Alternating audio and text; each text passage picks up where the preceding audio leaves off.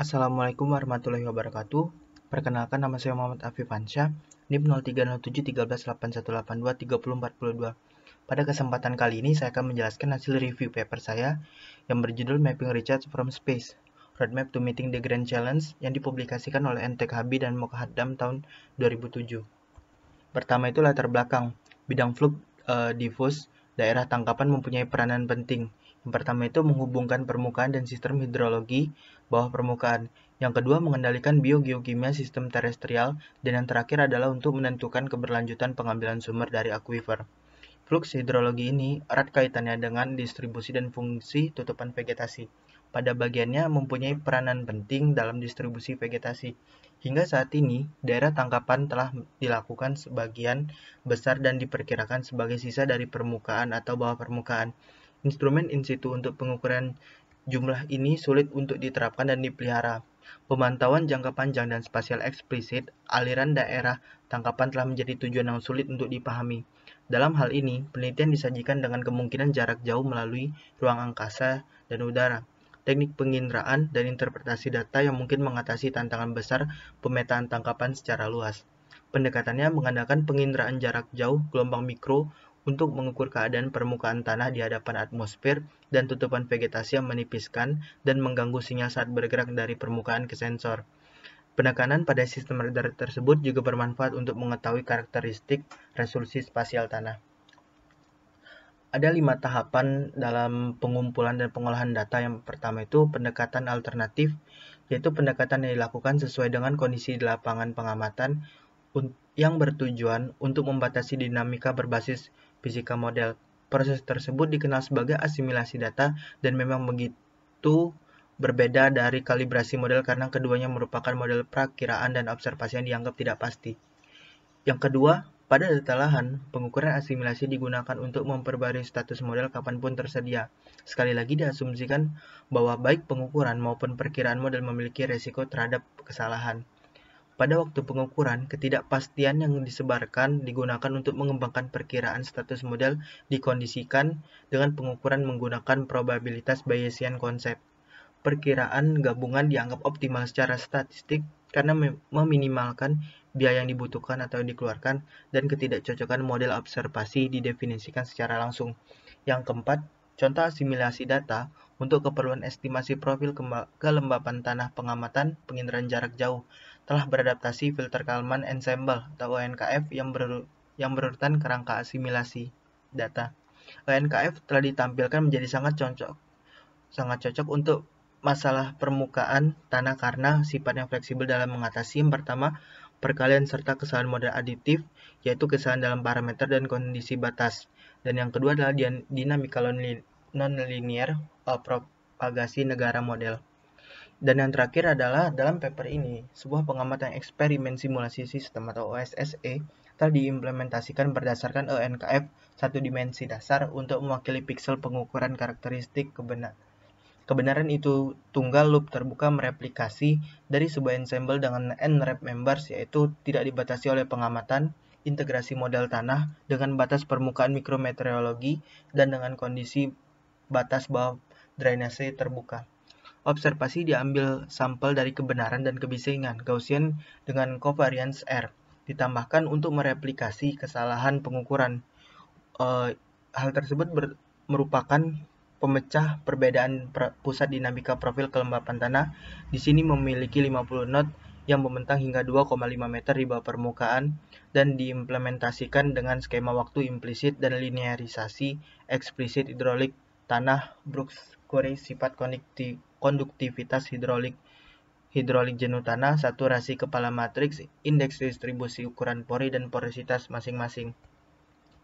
Selanjutnya metode penelitian secara langsung atau di lapangan. Yang pertama itu untuk menutupi luas permukaan air sedimen dengan silinder yang terbuka di dasar dan dibuang pada bagian atas ke kantong plastik.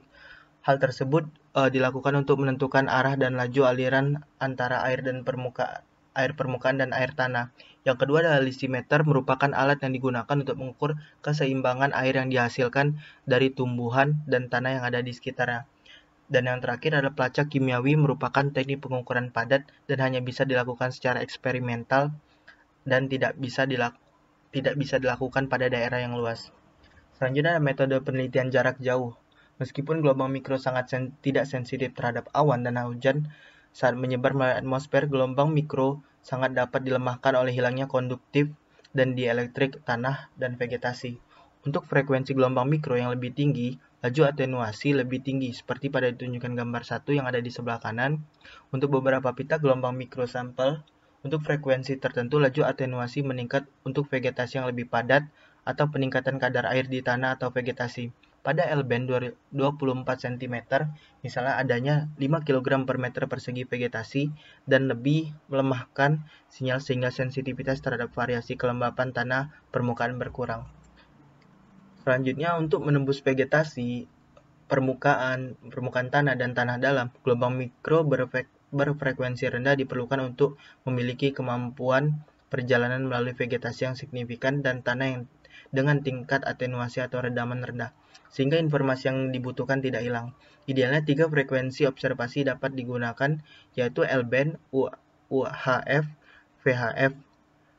Kemudian frekuensi L-band dapat digunakan untuk memperkirakan kelembapan tanah di ketinggian 0-5 cm hingga 5 kg per meter persegi vegetasi menurut Du Bois et al. Tahun 1995, Oh et al. Tahun 1992. Sedangkan UHF dan VHF dapat digunakan untuk memperkirakan kelembapan tanah dalam desimeter hingga meter kisaran di bawah permukaan dan dengan adanya substansial kanopi vegetasi. Selanjutnya, dengan memiliki data L-band dan P-band memungkinkan lebih banyak karakterisasi lengkap dari berbagai lapisan vegetasi jika informasinya diperlukan. Untuk itu, data VHF sangat diperlukan untuk mendapatkan kembali kelembapan tanah di bawah vegetasi melebihi 20 kg per meter persegi dan hingga kedalaman 2 meter atau lebih, tergantung jumlah kelembaban yang ada. Namun setidaknya satu dari frekuensi yang lebih tinggi, sebaiknya P-band harus ada untuk memisahkan, menandai, dan menghapus kontribusi dari lapisan vegetasi. Sebab untuk gelombang mikro pada L-band dan yang lebih rendah akan rentan terhadap dampak ionosfer yang merugikan. Hasilan pembahasan. NKF dapat menjadi solusi yang tepat untuk permukaan tanah karena sifatnya yang fleksibel dalam menangani perkalian serta kesalahan model aditif, yaitu kesalahan dalam parameter dan kondisi batas, serta dinamika non-linear propagasi negara model. Namun dalam paper ini, sebuah pengamatan eksperimental simulasi sistem atau OSSE telah diimplementasikan berdasarkan NKF satu dimensi dasar untuk mewakili piksel pengukuran karakteristik.